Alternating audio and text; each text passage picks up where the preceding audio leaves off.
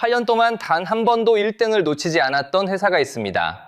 연 매출 72조 원, 세계 배터리 시장의 거의 40%를 혼자 쥐고 있던 중국 CATL입니다.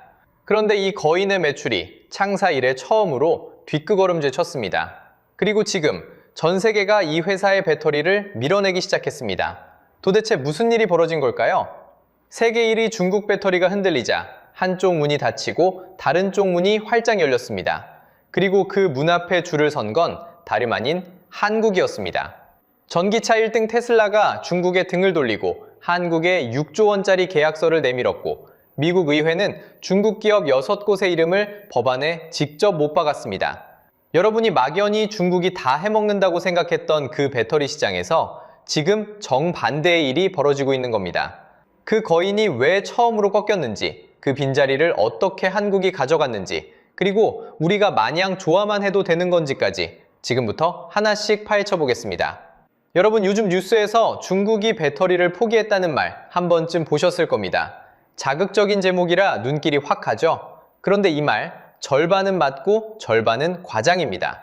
결론부터 말씀드리면 중국 정부가 어느 날 우리 배터리 안 한다 하고 선언한 게 아니거든요. 그런 일은 벌어지지 않았어요.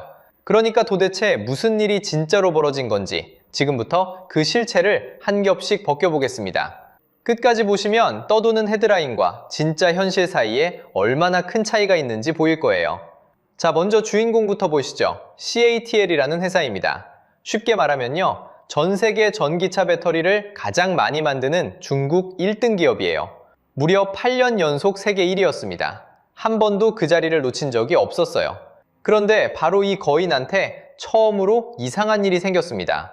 여기서 핵심은 숫자예요.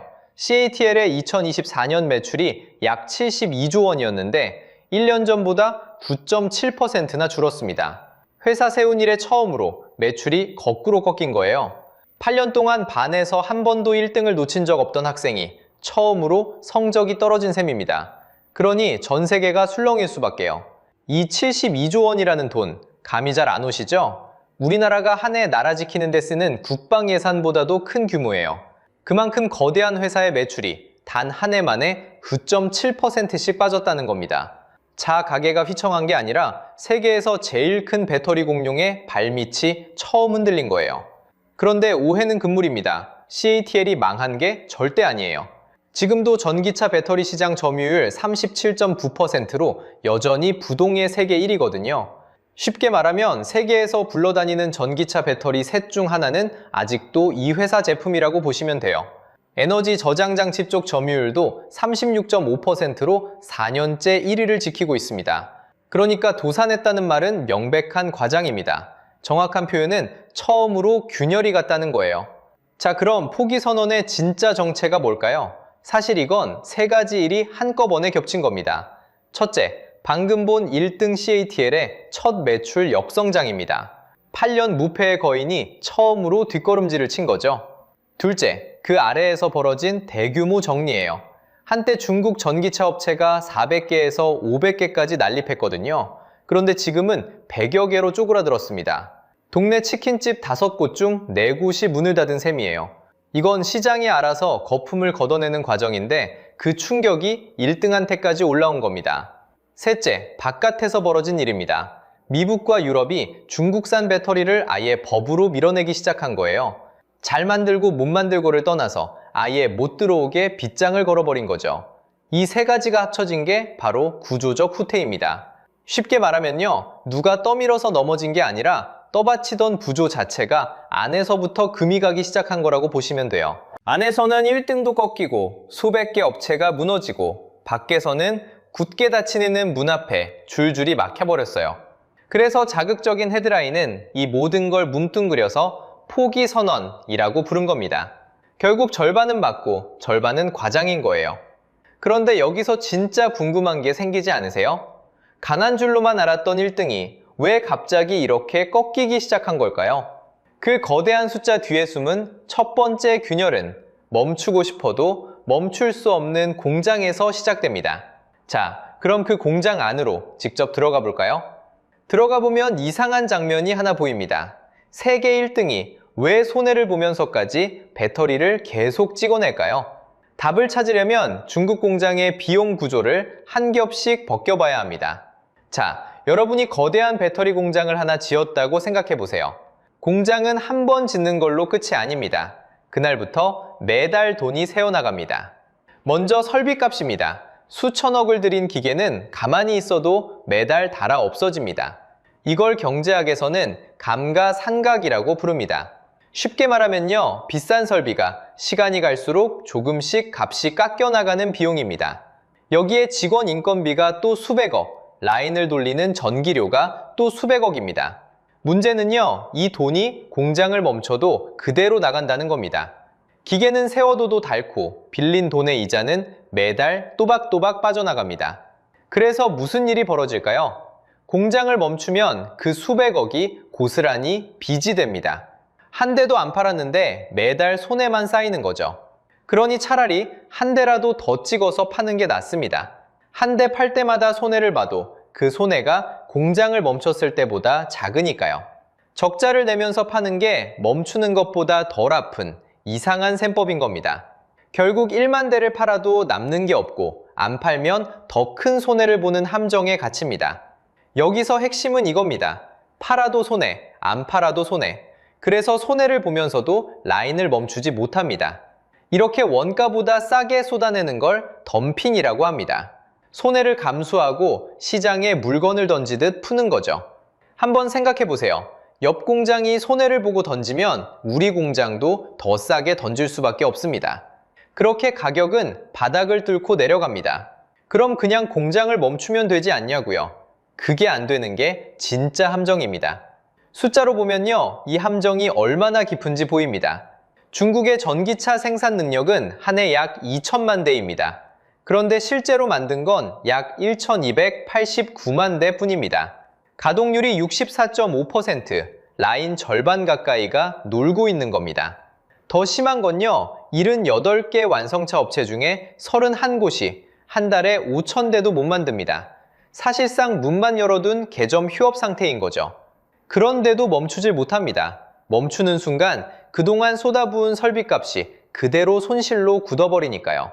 이렇게 다 같이 손해를 보면서 끝까지 버티는 싸움을 치킨 게임이라고 합니다. 먼저 쓰러지는 쪽이 지는 출혈 경쟁인 거죠. 남는 배터리와 전기차는 결국 나라 밖으로 쏟아집니다.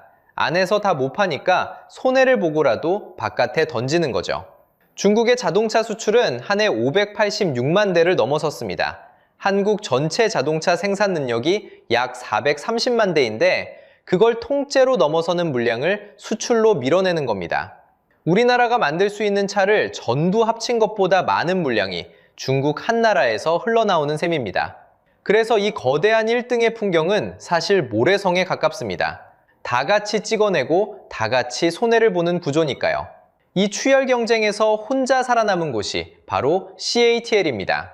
CATL은 영업이익만 10조 원을 냈습니다. 나머지가 평균 적자로 피를 흘리는 동안 한 곳만 웃은 거죠. 규모가 커지면 무조건 싸진다는 게 상식이잖아요. 그런데 중국 배터리는 거꾸로 갔습니다.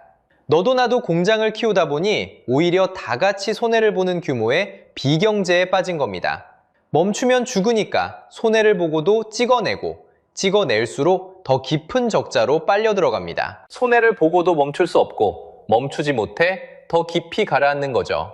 이게 안에서 벌어진 첫 번째 근열입니다. 그런데 안에서 제 살을 깎는 동안 밖에서는 더 높은 벽이 세워지고 있었습니다. 그 벽은 두 겹으로 세워졌습니다. 첫 번째 벽은 관세입니다. 미국은 2026년 1월 1일부터 중국산 배터리에 무려 82%의 관세를 매기기 시작했어요. 쉽게 말하면요, 100만 원짜리 배터리를 미국에 팔려면 거기에 82만 원을 세금으로 더 얹어야 한다는 뜻입니다. 이러면 아무리 싸게 만들어도 가격 경쟁력이 통째로 사라지죠. 불과 몇 년 전까지만 해도 중국 배터리의 가장 강력한 무기가 바로 싼 가격이었거든요. 그 무기를 미국이 관세 한 방으로 무력화시킨 셈입니다. 유럽도 마찬가지였습니다. 이유는 중국산 전기차에 기존 관세에 더해 업체에 따라 최고 45%까지 관세를 물리기 시작했어요. 세계에서 가장 큰 두 시장이 거의 동시에 문턱을 높인 거죠. 미국은 여기에 보조금으로도 빗장을 걸었습니다. 전기차를 사면 구매자에게 대당 1,000만 원 가까이 깎아주는 제도가 있는데 그 차에 중국산 배터리가 들어가면 한 푼도 안 깎아줍니다. 소비자 입장에서 생각해보세요. 똑같은 전기차인데 중국 배터리를 단 차는 1,000만 원이 더 비싸지는 셈이잖아요. 누가 그걸 고르겠습니까? 가격으로도, 세금으로도, 보조금으로도 중국을 밀어내기 시작한 겁니다. 그런데 여기에 제도적인 벽까지 더해집니다. 미국 의회가 법을 하나 만들었는데 이름이 외국 적대국 배터리 의존 감소법입니다. 여기서 정말 무서운 건 이 법 안에 중국 회사 이름이 콕 집어서 적혀 있다는 거예요. CATL, BYD, 엠비전, EV에너지, 고션, 하이시움 이렇게 6개 회사를 실명으로 박아놓고 2027년 10월 1일부터 이 회사들 배터리는 미국의 핵심 시설에 못 쓰게 막아버렸습니다. 공항, 항만, 전력망, 통신망 같은 나라의 심경줄에 해당하는 곳들이죠. 자, 여기서 핵심입니다. 관세는 돈으로 막는 거지만 이건 아예 너희 제품은 들어오지도 마라는 통보예요. 관세는 그래도 돈만 더 내면 팔 수는 있습니다. 그런데 이 법은 돈을 아무리 더 내도 못 들어옵니다. 차원이 다른 벽인 거죠. 게다가 회사 이름을 법전에 직접 새겨 넣었다는 건 일시적인 견제가 아니라 작정하고 오래 막겠다는 신호이기도 합니다. 그냥 비싼 물건 취급이 아니라 위험한 물건으로 분류해버린 거예요. 배터리가 왜 갑자기 안보 문제가 됐을까요? 답은 배터리 안에 들어있는 작은 부품에 있습니다. 요즘 큰 배터리에는 BMS라는 게 달려 있어요. 쉽게 말하면 배터리마다 붙어있는 작은 컴퓨터입니다. 이 컴퓨터가 배터리가 얼마나 충전됐는지, 온도가 몇 도인지를 실시간으로 감시하면서 그 정보를 네트워크를 통해 바깥으로 계속 보냅니다. 정보를 주고받는다는 건 거꾸로 바깥에서 명령을 받을 수도 있다는 뜻이거든요. 우리 집 보일러를 휴대폰으로 켜고 끌 수 있다면 그 앱에 누군가 몰래 들어와서 한겨울에 보일러를 꺼버릴 수도 있는 것과 같은 이치입니다. 편리한 만큼 위험도 같이 따라오는 거죠. 여기서 중국의 한 법이 발목을 잡습니다. 중국에는 국가정보법이라는 게 있어요. 2017년에 만들어진 법인데 한마디로 모든 회사와 국민은 정부가 정보를 요구하면 협조해야 한다는 내용입니다. 회사가 싫다고 해도 정부가 내놓으라면 거절할 수 없는 구조인 거죠. 그러니 미국 입장에선 이런 그림이 그려지는 겁니다. 우리 전력망에 깔린 중국 배터리를 중국 정부가 마음만 먹으면 원격으로 들여다보거나 심하면 꺼버릴 수도 있다. 발전소 옆에 도시 하나가 쓸 만큼 거대한 배터리를 깔았는데 그 스위치를 남의 나라가 쥐고 있는 셈이니 안보 문제가 안 될 수가 없잖아요. 그래서 단순한 무역 다툼이 아니라 한 나라의 안전이 걸린 문제로 격이 단숨에 올라간 겁니다. 문이 닫히면 다른 문이 열립니다. 중국이 빠진 그 자리에 전 세계가 찾기 시작한 건 한국이었습니다.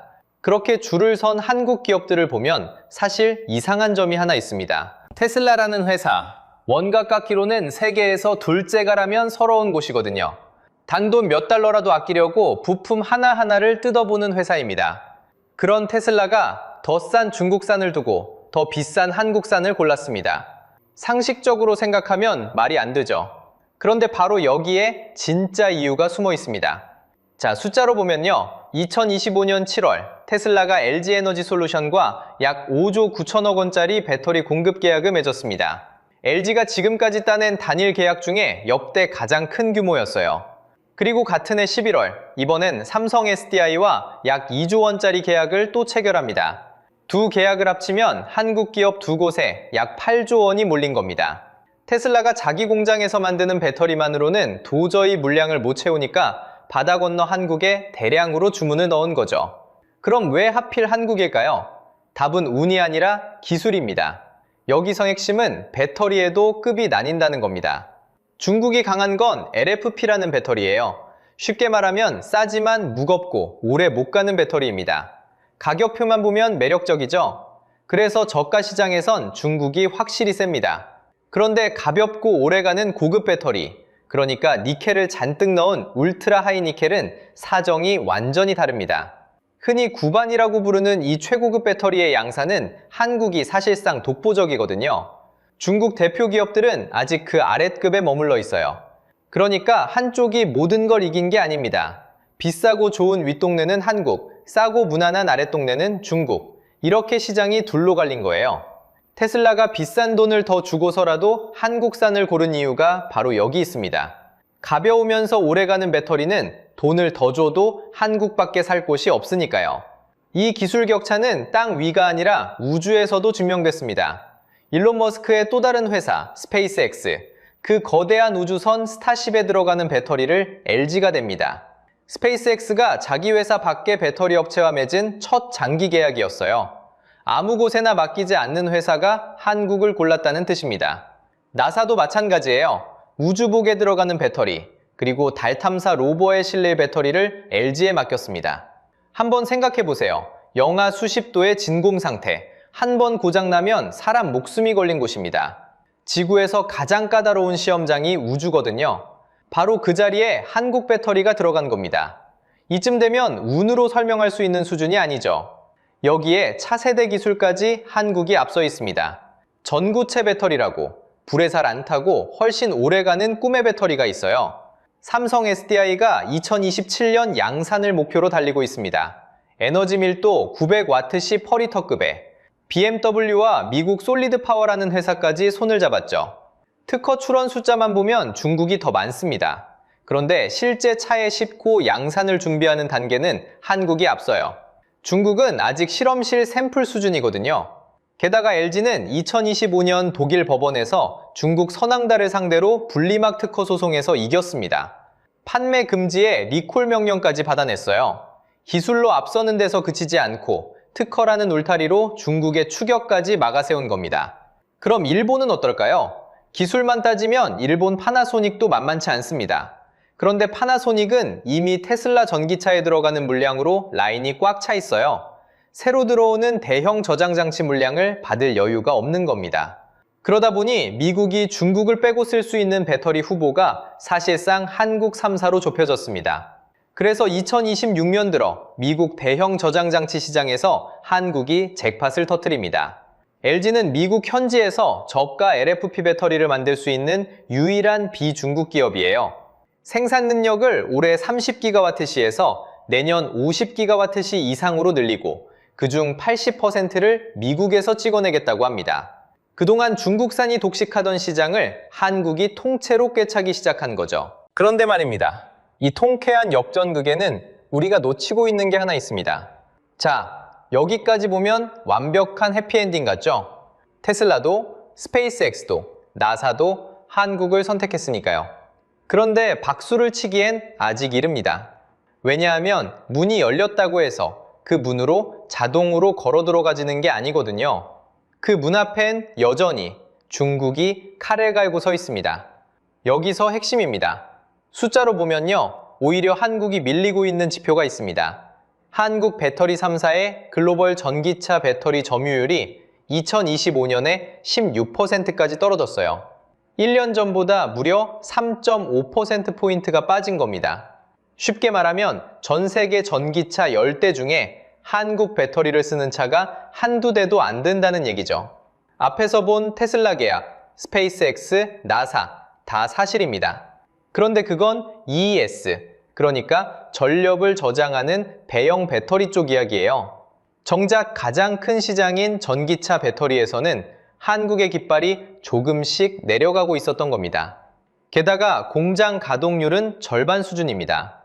라인 2개를 깔아놨는데 1개는 멈춰 서 있는 거예요. 공장을 멈추면 그게 곧 손해라고 했죠. 그 함정은 중국만의 이야기가 아니라 한국도 결코 자유롭지 못한 현실이라는 뜻입니다.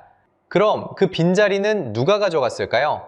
바로 우리가 무너졌다고 말했던 그 중국입니다. CATL은 여전히 세계 1위거든요. 점유율이 38%, 그러니까 전 세계 전기차 배터리 10개 중 4개 가까이가 아직도 이 회사 겁니다. 거인이 처음 휘청인 건 맞지만 쓰러진 건 결코 아니라는 뜻이죠. 그리고 이 거인은 이미 반격을 시작했습니다. 중국이 꺼내든 카드는 낙스트라라는 나트륨이온 배터리예요. 나트륨이온 배터리, 쉽게 말하면요, 리튬 대신 흔하디 흔한 소금 성분을 써서 값을 확 낮춘 배터리입니다. 2025년 4월 세계 최초로 양산에 성공했어요. 그런데 싸기만 한 게 아닙니다. 한 번 충전하면 500km를 달리고 충전과 방전을 1만 번이나 반복해도 멀쩡하고 심지어 영하 40도 혹한에서도 작동합니다.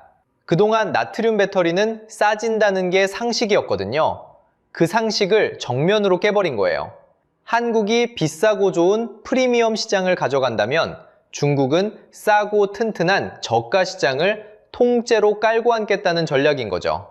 동남아, 남미, 아프리카처럼 가격이 전부인 시장에서는 이 소금 배터리 한 방이면 충분할 수도 있습니다.